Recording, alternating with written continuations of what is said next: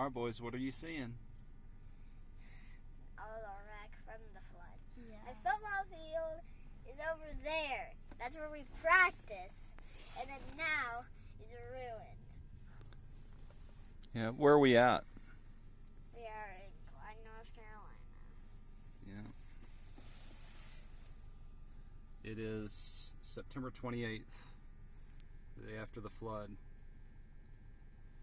The water's still high. And there's the bridge.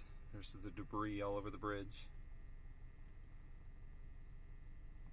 Main bridge in Clyde where everything went over the top. All the fences are down.